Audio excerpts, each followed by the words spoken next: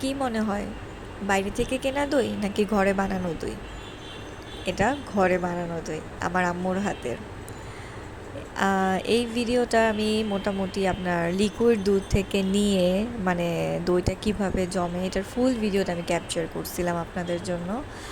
But unfortunately আমার phone থেকে ওই ভিডিওটা কিভাবে যেন ডিলিট হয়ে গেছে। যাকগে, মাই ব্যাড, ব্যাপার না। কিন্তু দইটা অনেক ইয়াম্মি হয়েছিল।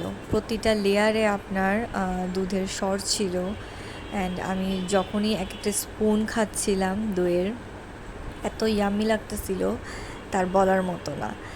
অ্যান্ড ঠিক আছে, আমরা সবাই বাইরে থেকে কিনে খাই, দেন সবাই মোস্ট অফ দ্য পিপলই আছে যে বাইরে থেকেই কিনে খায়, বাট আমরা একটু অন্যরকম।